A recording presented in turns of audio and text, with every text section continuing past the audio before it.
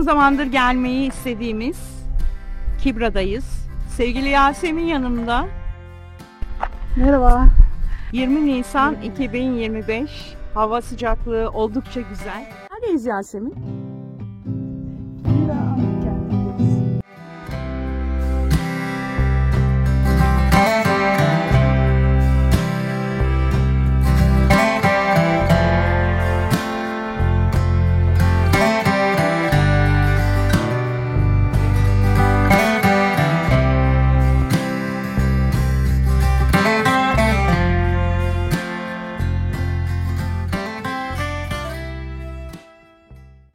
Kibra'yı gezmeye başlamadan önce şöyle bir etrafı göstermek istiyorum.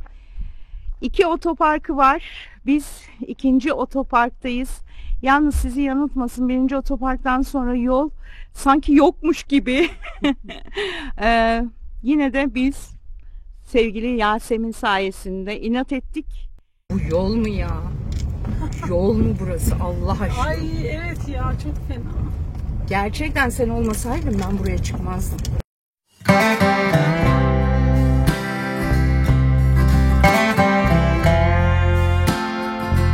Ve 2. otoparka ulaştık. Şimdi 2. otoparktan gezmeye başlayacağız. Gladyatörler şehri diye anılan güzel bir antik şehirdeyiz. 2006 yılında kazıları başlamış. Mehmet Akif Ersoy Üniversitesi'nden doçent doktor Şükrü Özüdoğru kazı başkanı. Karşıda bizi bir Roma hamamı karşılıyor. Roma hamamlarının heybeti burada da kendini göstermiş. Yavaş yavaş başlayalım şu merdivenlerden. Haydi bakalım Yasemin. Evet, merdivenlerden çıktık. Kibra, Burdur'un Gölhisar ilçesinde.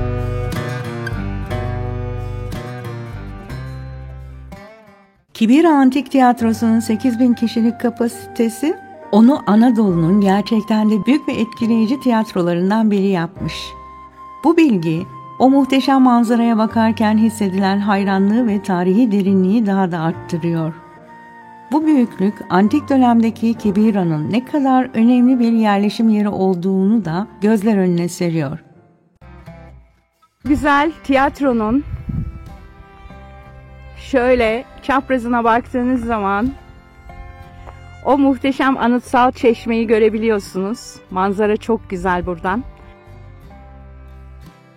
Gölhisar'ın manzarası harika. Binlerce insanın bir araya gelerek sanatla, kültürle buluştuğu bu devasa yapı, o dönemin sosyal ve kültürel hayatına dair önemli ipuçları sunuyor. Şimdi 8.000 kişilik Kibira'nın tiyatrosundayız Yasemin'le birlikte. 2. otoparka park ettik arabamızı. Ama niye oradan bizi yönlendirdi görevli bilmiyorum. Genellikle stadyumun olduğu yerden başlıyor gezi. Vardır bir bildiği. Belki böyle daha kolay geziliyor. Şimdi 8.000 kişilik tiyatroya giriş yapıyoruz. Bu tiyatronun çok enteresan bir özelliği var. 52 basamak diye hatırlıyorum. Yanılıyor olabilirim basamaklar konusunda. Kibira milattan sonra 23 senesinde büyük bir deprem yaşamış. Roma İmparatoru Tiberius depremden sonra 5 yıl vergiden muaf kılmış Kibiralıları ve yeniden yapılanması için, yeniden imar olması için maddi destek sağlamış Kibiralılara. Şimdi bu tiyatroda niye bunu anlattım?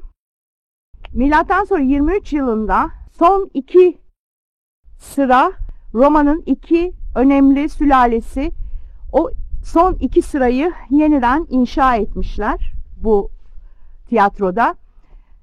Ve daha da önemli bir özelliği var.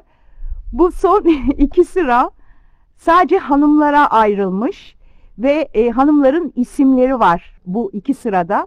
Yani hanımlara özel loca diyoruz biz buna. Bu tiyatroda böyle bir özellik var.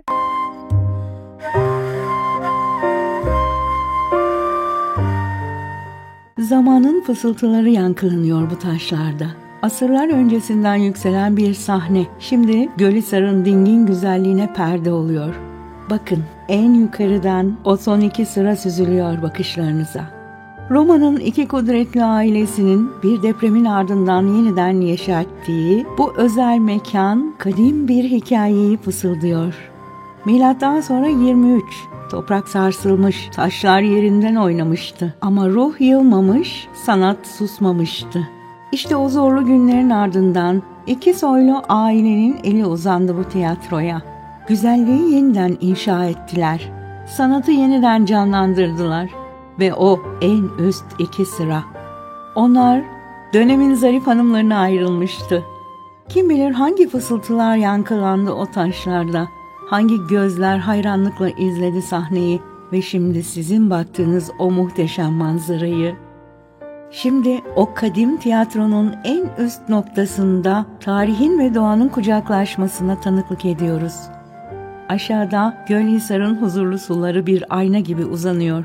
Karşınızda anıtsal çeşmenin dingin sesi, asırlar öncesinden gelen bir melodi gibi yükseliyor. Bu manzara sadece gözlerinizi değil, ruhunuzu da okşuyor. İşte burası Kibira. Geçmişin ihtişamıyla bugünün huzurunun buluştuğu nokta. Tıpkı o iki soylu sülalenin yeniden inşa ettiği gibi bu manzarada umudu, azmi ve güzelliğin zamansızlığını fısıldıyor.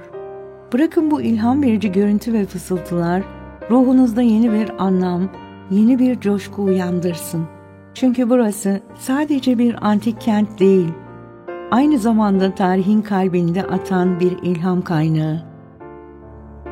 Belki de o hanımlar bu yükseklerden sahnedeki kahramanların aşklarına, mücadelelerine tanık oldular. Belki de şairlerin dizeleri, müzisyenlerin notaları ruhlarını okşadı. Şimdi o sessizliğe bürünen taşlar, o günlerin coşkusunu, heyecanını hala içinde saklıyor gibi. Rüzgarın uğultusu, o uzak zamanlardan gelen bir alkış sesi olabilir mi? Bu tepeden bakarken sadece bir manzarayı değil, bir medeniyetin izlerini görüyorsunuz. Taşların arasına sinmiş olan emek, sanat ve yaşam mücadelesi bugünün insanına da ilham veriyor. Tıpkı o antik sihirciler gibi siz de bu tarihi atmosferin büyüsüne kapılıyor, zamanın ötesine bir yolculuk yapıyorsunuz. Kibira'nın sessiz çığlıkları bu manzarada yankılanıyor ve size geçmişten geleceğe uzanan bir köprü sunuyor. Bu kadim tiyatronun taşları sadece birer yapı malzemesi değil, aynı zamanda birer tanık. Onlar Kibira'nın yükselişini, düşüşünü ve yeniden doğuşunu gördüler. Şimdi ise sizin gözlerinizle yeniden canlanıyorlar. Bırakın bu tarihi mekanın ruhu sizi sarsın, ilham versin ve bakışlarınızı ufkun ötesine taşısın. Çünkü burası sadece bir antik kent değil, aynı zamanda sonsuzluğa açılan bir pencere. Yukarısı o kadar güzel ki. Çeşmeyi net görebiliyorsun. Yine çıkarım. Ben buradan seni takip ettim. Son iki sıra. Çok iyi yapmışlar. Çok İsimleri güzel. de varmış. Çok güzel değil mi? Kadınlara İlk defa özel. kadınları düşünmüşler. Kadınlar Çok locası. güzel bir yer bence. Çeşme de net görünüyor. 8 Bak, kişi. Milattan sonra 2. yüzyıl sonra en üst oturma bölümü eklenmiştir.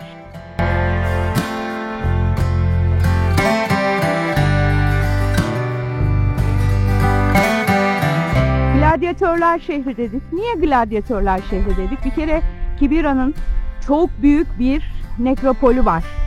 Nekropol neydi hatırlıyorsun değil mi? Evet.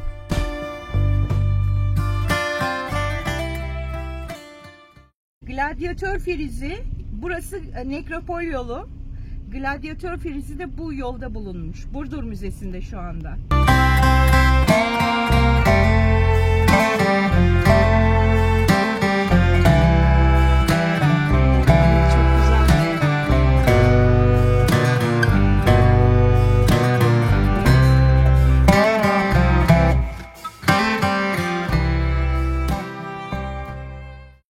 Ölüler şehri. İşte nekropol yolunda çok uzun bir friz bulunmuş ki izlemeyenler Burdur Müzesi bölümünü izlesinler. Gladyatörler frizi. Bu yüzden buraya gladyatörler şehri de deniyor. Ancak bunun bir sebebi var. Bu şehrin nüfusu 80 bin.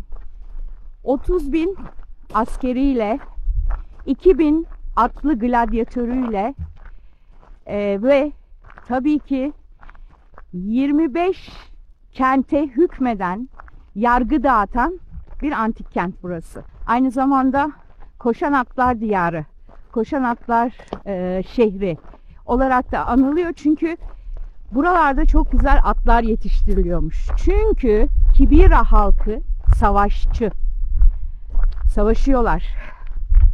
Kibira konum olarak antik çağa baktığımız zaman batısında Likya, Karya, kuzeyinde Frigya ve doğusunda da Pisidya.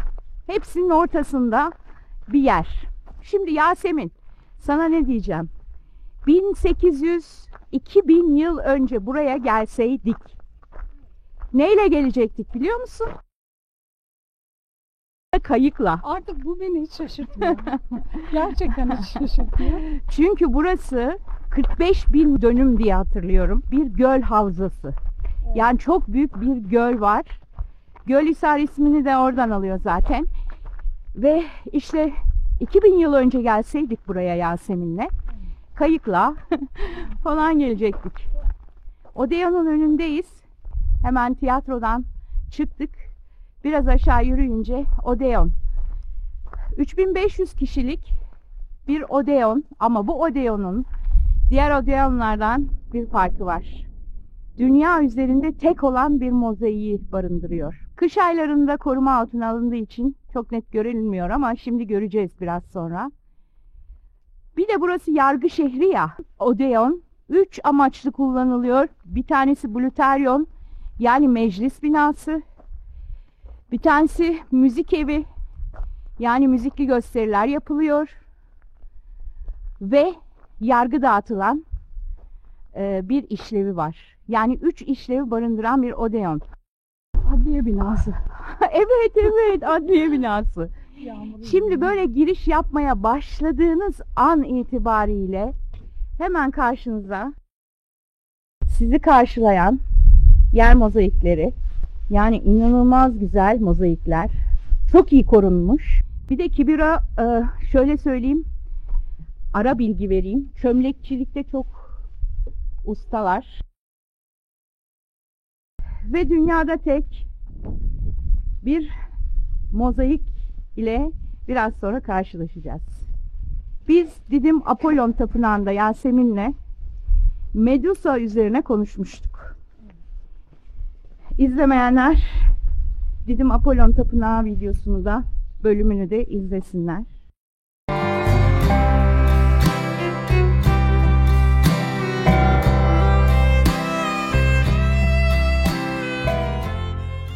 Opus sektiyle, tekniğiyle yapılmış. Opus sektiyle parça mermerlerin, renkli mermerlerin yapıştırılmasıyla meydana gelen bir süsleme şekli. Bulunduğu zaman doçent doktor Şükrü Özüdoğru'nun yerinde olmayı çok isterdim. Bunu bulduğu zaman ne hissetti? Ona sormayı çok isterdim açıkçası. Medusa antik dönemde yılandan saçları olan kötü niyetli insanlar gözüne baktığında onları taşa çeviren bir varlık. Aslında çok güzel bir kadınmış zamanında. Hikayesi için dediğim gibi Didim'deki Apollon Tapınağı bölümünü izleyebilirsiniz. Şimdi bu opus sektiyle renkli mermerler, bakın yeşil, kırmızı, 7 renk diye hatırlıyorum ama 7 rengin kullanılmış olduğunu hatırlıyorum. Bak. Şimdi etrafında dolaştığınız zaman gözleriyle sizi izliyormuş hissine kapılıyorsunuz. Şimdi dolaşalım etrafında. Yere bakan sarnıcındaydı sanırım. Evet, ters Medusa. Karşıda hemen sahnenin altında bir takım motifler var. Bak, her yere Ay evet. döndüğün zaman etrafında seni izliyormuş hissine kapılıyorsun. İnanılmaz değil mi? Gerçekten şu anda çok Kim bilir burada ne kararlar alındı. ne yargılar dağıtıldı, ne müzikli gösteriler yapıldı. Ve acaba orkestra bölümüne neden Medusa motifi işlendi? Ve bu teknikle ve dünyada tek. Şöyle bir fikir yürüttüm açıkçası Kibira'ya gelmeden önce. Şimdi neden Medusa? Neden olabilir? Şimdi burada yargı dağıtılıyor. Kötü niyetlileri taşa çeviriyor ya Medusa. Yani belki ondan. Müzikli gösteriler var. Kötü insanlar girmesin diye belki. Koruma amaçlı. Meclis binası Blüteryon aynı zamanda. Meclis binasında bu şehirle ilgili kararlar veriliyor. Oylamalar yapılıyor. Yine kötülükler girmesin diye olabilir diye fikir yürüttüm. Tabii bu benim fikrim.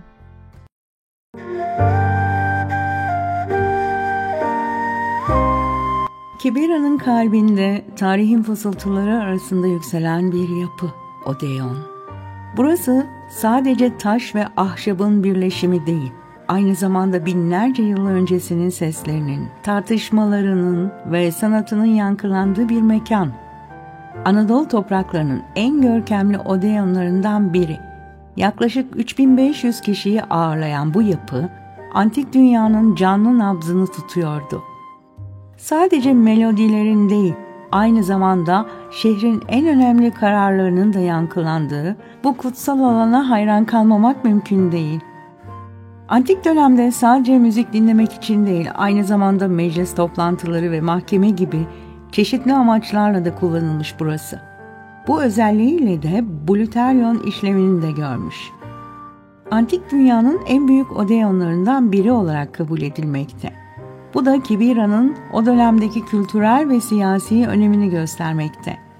Üzeri ahşap bir çatıyla örtülü olduğu tahmin edilmekte. İç kısmında oturma sıraları ve orkestra alanı var.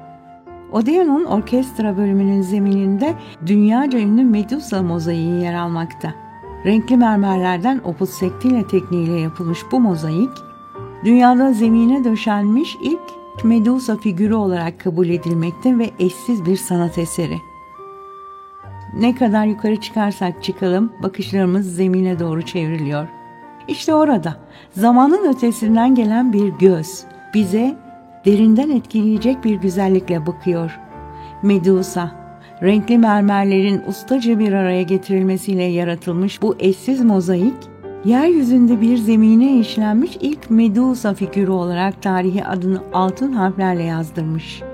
Güzelliğin ve dehşetin, sanatın ve mitolojinin iç içe geçtiği bu başyapıt, Kibira'nın sanata verdiği değeri, mitolojiye olan inancını ve estetik anlayışını gözler önüne seriyor. Odeon'un sessiz duvarları, binlerce yıl önce yankılanan müzik notalarını, hatiplerin güçlü seslerini, meclis üyelerinin hararetli tartışmalarını hala içinde saklıyor gibi. Hayal edin, bu alanda toplanan binlerce insanı, sanatın büyüsüne kapılan ruhları, şehrin geleceğini şekillendiren kararları ortak olan zihinleri. Medusa'nın o hipnotik bakışları altında Kibira'nın kalbi atıyor. Bu Odeon ve onun eşsiz Medusa'sı sadece antik bir kentin kalıntıları değil, aynı zamanda insanlığın sanata, kültüre ve düşünceye verdiği önemin de ölümsüz bir anıtı. Onlara baktıkça geçmişin derinliklerinden gelen bir ilhamla dolup sanatın ve tarihin zamansız gücünü bir kez daha hissediyoruz. Kibira Odeon'u ve Medusa mozaiği sadece görülmesi gereken bir harika değil, aynı zamanda ruhunuzu besleyecek, hayal gücünüzü harekete geçirecek bir zaman yolculuğu. Antik Yunan ve Roma kültürlerinde Medusa figürü güçlü bir apotropoik, yani kötü ruhları ve nazarı uzaklaştıran bir sembol olarak kabul edilirdi.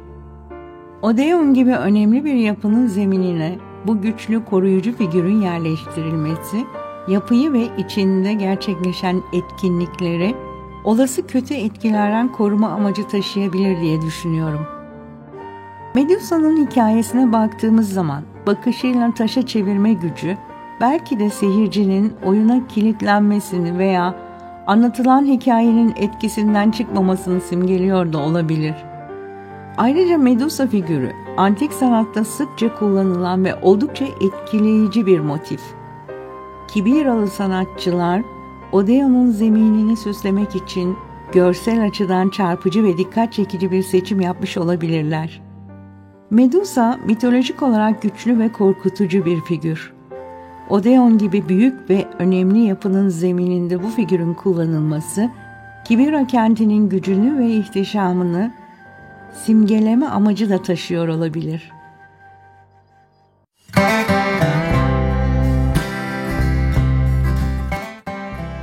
Yani tam müzik evi gerçekten.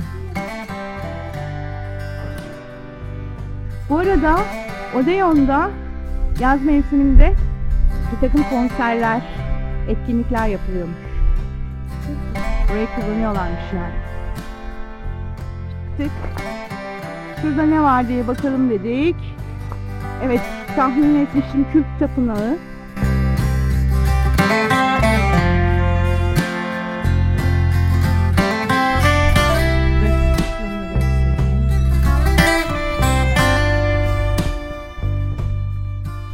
Milattan sonra 41-54 tarihlerine konumlanıyor.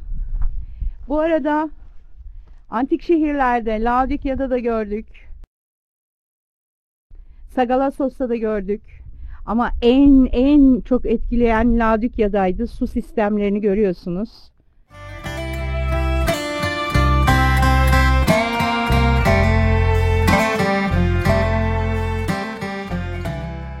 Su dağıtımda ne? Alt ve üst. Alt ve üst. Şurada. İki katlı su sistemi var. Sanırım soylulara daha fazla gelsin diye.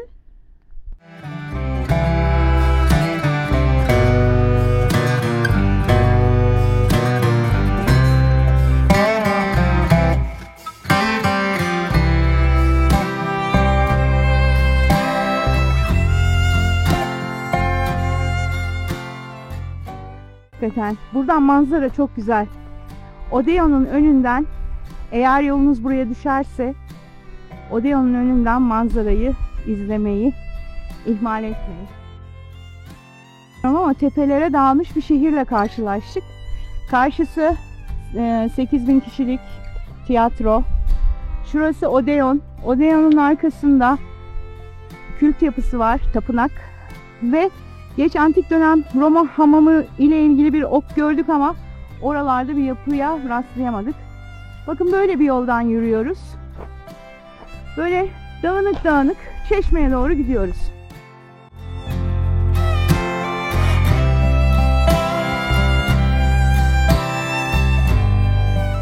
Evet, Tolos Nympheum, yuvarlak çeşme, anıtsal çeşmeye geldik sayılır. Şöyle göstereyim. Tabii 2006'da başladığı için kazılar, bazı antik şehirlerde gördüğümüz insanların daha rahat gezmesi için oluşturulan platformlar yok. Ama zaman içerisinde olacaktır.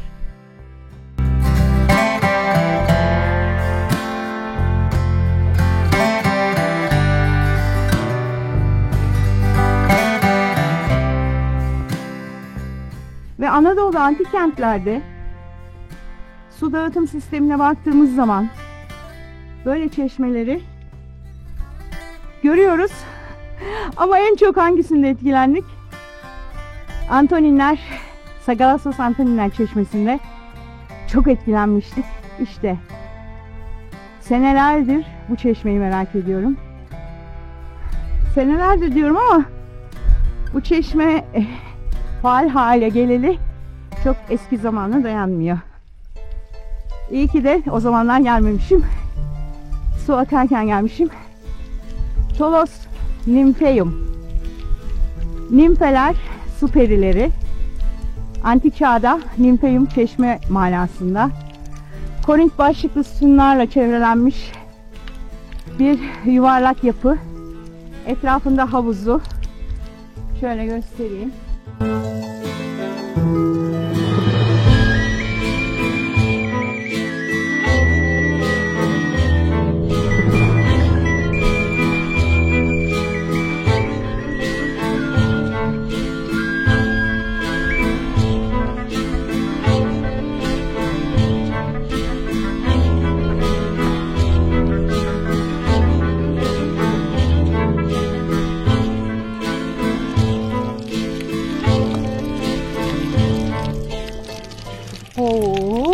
gibi. Çok güzel. Gerçekten çok güzel. Ve suyu içilebilir bir antik çeşmenin önündeyiz. Manzara harika. Yani şimdi biraz buranın keyfini çıkartalım. Şimdi biz ikinci otoparka yukarıya tırmandık.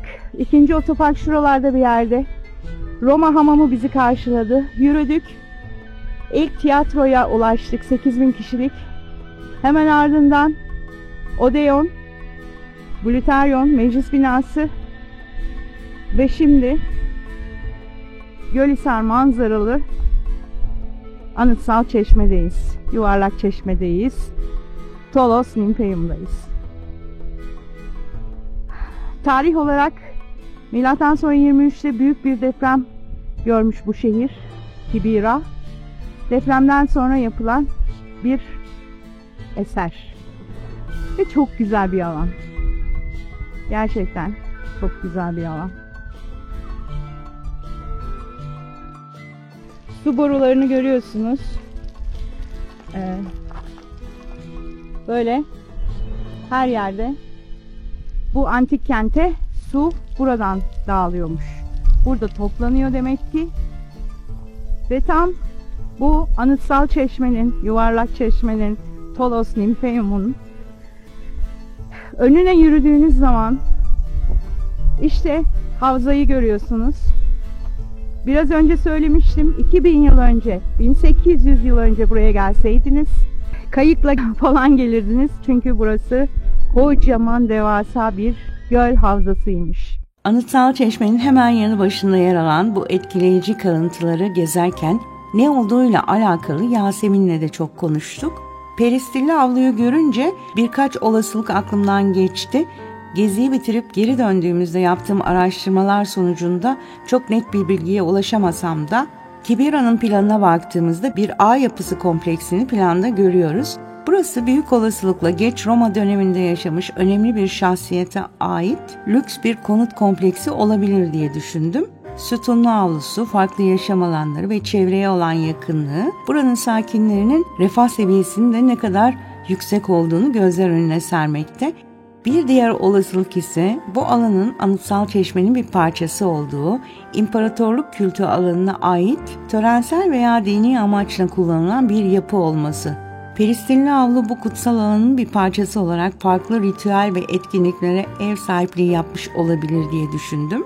Kesin işlevi tam olarak bilinmese de bu kalıntılar Kibira'nın geç Roma dönemindeki ihtişamını ve sosyal yapısını yansıtan önemli bir kanıt diye de düşünüyorum açıkçası. Peristil var. Burada bir avlu var. Evler mi vardı burada acaba? Ya da bir saray falan.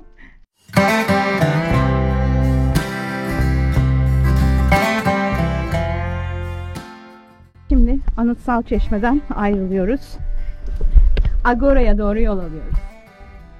Ve Agora, pazar yeri, insanların toplanma yeri. 3 terastan oluşan bir agorası var. Agora'nın 82 metresinde kazı işlemi yapılmış.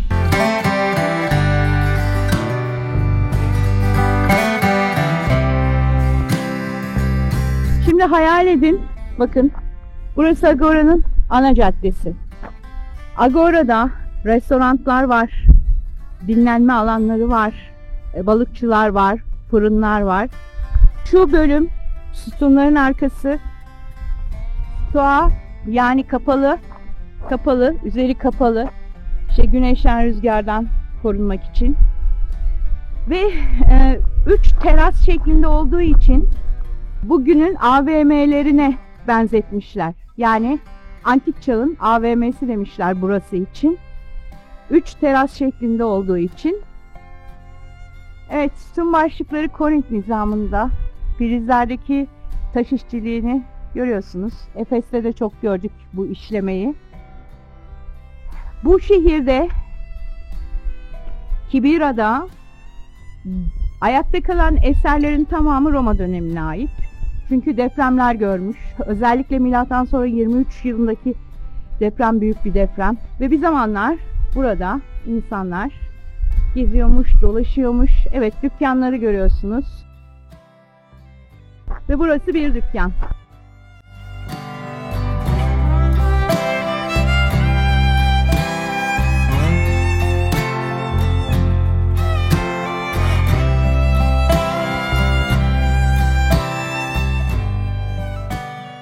Bu alanın üstü kapalı. Yan yana dükkanlar var. Bakın teraslama şeklinde 3 terastan oluşuyor.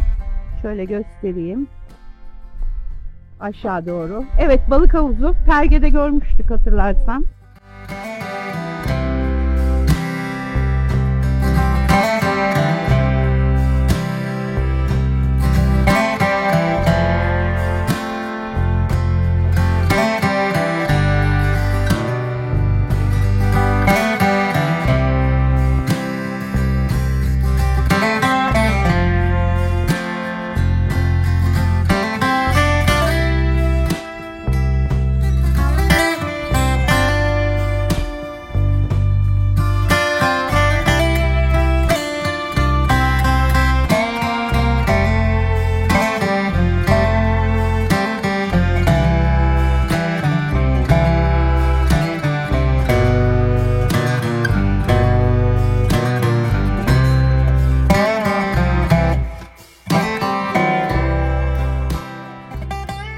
Stadyonun 1. otoparkın girişinde olduğunu da biliyoruz. Araçla 1. otoparka doğru gidiyoruz. Yani geldiğimiz istikameti şu anda geri dönüyoruz.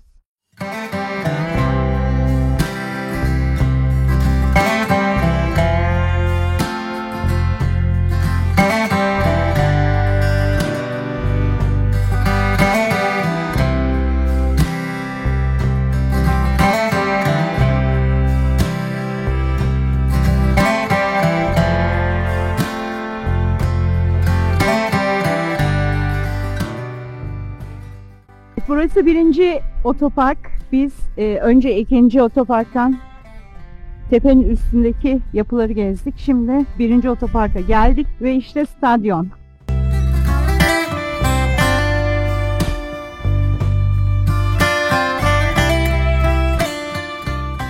Kentin kamu yapılarının yer aldığı Merkez Tepesi'nin doğu yamacında yer alıyor stadyon.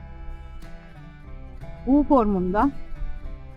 10.000 kişilik kapasitesi var. İnşa edildiği zamanlarda spor etkinliklerinin yapıldığı bir alan. İç alanın boyu 200 metre değil mi? Pist alanı. 200 mü? 1.90 mı? 200 metre diye hatırlıyorum ama. 190. Neyse 10 santimden bir şey olmaz. Burası gladyatörler şehri aynı zamanda. Ve bu stadyonun anıtsal kapısı, biraz önce geçtik. O anıtsal kapıda gelenleri karşılayan çok güzel bir yazıt var. Stadyumun ana girişinde cesur yürekli insanların yaşadığı, hızlı savaş atlarının yetiştirildiği Kibira'ya hoş geldiniz. Evet, böyle bir yazıt karşılıyor. Belli bir dönem sonra gladyatör savaşlarına da bu alanda yer verilmiş. Burası zaten gladyatörler şehri. Kibira'da çok güzel atlar yetiştiriliyormuş. Hızlı koşan atlar kenti olarak da anılıyormuş. 12.000 kişilik, yani 10.000 kişilik yazıyor aslında açıklamada. Bazı kaynaklarda 12.000, bazı kaynaklarda 13.000. Yani 10.000 ile 12.000 kişilik arasında.